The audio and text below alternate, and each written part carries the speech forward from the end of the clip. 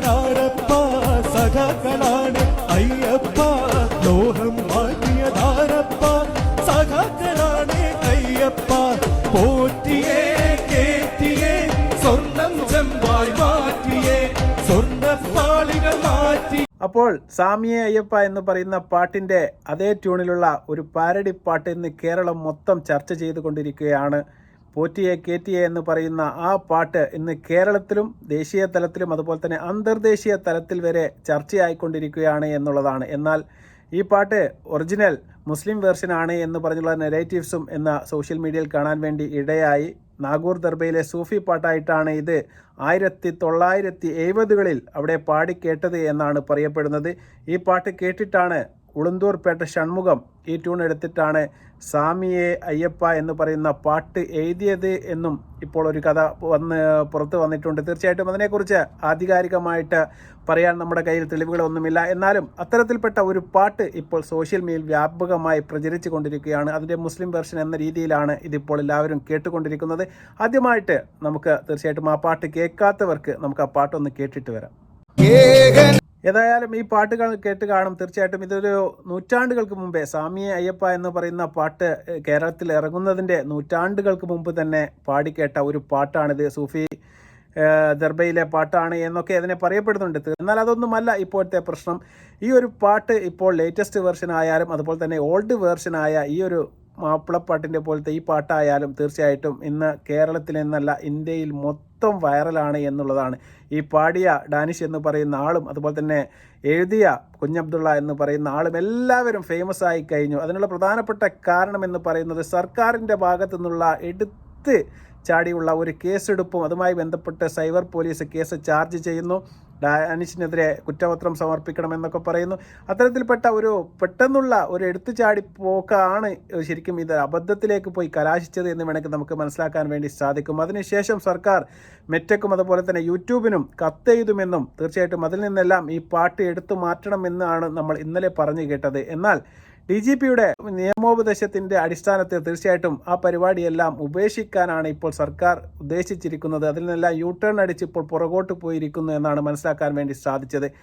ഇതൊക്കെ എന്ന് പറയുന്നത് തീർച്ചയായിട്ടും ആൾക്കാരുടെ ഒരു ആവിഷ്കാര സ്വാതന്ത്ര്യത്തിനുമുള്ള ഒരു കടന്നുകയറ്റം തന്നെയാണ് പോലീസിൻ്റെത് എന്ന കാര്യത്തിൽ യാതൊരു തർക്കവുമില്ല. നമുക്ക് രാഷ്ട്രീയപരമായിട്ട് ഇത്തരം കാര്യങ്ങളോടെല്ലാം നമുക്ക് വിപരീതമായ അഭിപ്രായങ്ങളാണ് ഉള്ളത്. നമ്മളും വേറെ രാഷ്ട്രീയ പാർട്ടിയിൽ ചിന്തിക്കുന്ന ആൾക്കാരാണ്. പക്ഷേ ഇത്തരം പാട്ടുകളൊക്കെ അതിൻ്റെ ഒരു അർത്ഥത്തിൽ കണ്ട് ചിരിച്ച് തള്ളുക എന്നതിനപ്പുറത്തേക്ക് തീർച്ചയായിട്ടും ഈ ഒരു പാട്ട് കേട്ടിട്ട് ഞാൻ എവിടെയും ഒരു ശരിക്കും പറഞ്ഞാൽ ഒരു ഹിന്ദു മതസ്ഥനും അതുപോലെ തന്നെ എൻ്റെ മതവികാരം വ്രണപ്പെട്ടു പോയി എന്ന് പറഞ്ഞിട്ട് നമ്മൾ എവിടെയും കോലാഹലമൊന്നും കണ്ടിട്ടില്ല. ശരിക്കും ഇത്തരം കാര്യങ്ങളെല്ലാം തന്നെ പൊക്കിപ്പിടിച്ച് വരുന്നത് ചുരുക്കി പറഞ്ഞാൽ സംഘപരിവാർ ശക്തികളും അതുമായി ബന്ധപ്പെട്ട ഹിന്ദു സംഘടനകളും എല്ലാമാണ്.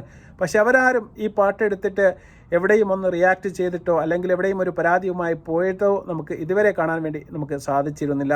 അത് തന്നെയാണ് ഈ പാട്ട് അതിൻ്റെ ഒരു അർത്ഥത്തിൽ കണ്ട് അവർ അതിനെ തിരിച്ചു തള്ളി എന്നതിനപ്പുറത്തേക്ക് ഒന്നും തന്നെ ഇതിനൊരു വലിയൊരു കാര്യഗൗരവം ആരും കൊടുത്തു കണ്ടില്ല. അതിനുശേഷം പോലീസാണ് തിടുക്കപ്പെട്ടിട്ട് ഇപ്പോൾ രാഹുൽ മാങ്കൂട്ടത്തിൻ്റെ ഒരു അറസ്റ്റുമായി ബന്ധപ്പെട്ട് പോലീസ് തിടുക്കപ്പെട്ട നടപടിയെടുത്തു. അതിനുശേഷം കോടതിയിൽ പോയതിനു ശേഷം അദ്ദേഹത്തിന് ഇപ്പോൾ സാവകാശം കോടതി കൊടുത്തിരിക്കുകയാണ്. മുൻകൂർ ജാമ്യാപേക്ഷ പരിഗണിക്കുന്നത് തീർച്ചയായിട്ടും മാറ്റി വെച്ചിരിക്കുകയാണ്. അത്തരത്തിലുള്ള ഒരു കാര്യങ്ങളൊക്കെ നടക്കുന്നതിൻ്റെ ഇടയ്ക്കാണ് പെട്ടെന്ന് രാഹുൽ ഈശ്വർ എന്ന് പറയുന്ന മനുഷ്യൻ ആ നടിയുടെ പേരും അതുപോലെ തന്നെ ഐഡൻറ്റിറ്റിയും വെളിപ്പെടുത്തി എന്ന് പറഞ്ഞ് അദ്ദേഹത്തെ പെട്ടെന്ന് അറസ്റ്റ് ചെയ്ത് 16 ദിവസം ജയിലിൽ റിമാൻഡിൽ പാർപ്പിക്കുന്നു. അതിനുശേഷമാണ് അദ്ദേഹത്തിന് ഇപ്പോൾ ജാമ്യം കിട്ടിയത്.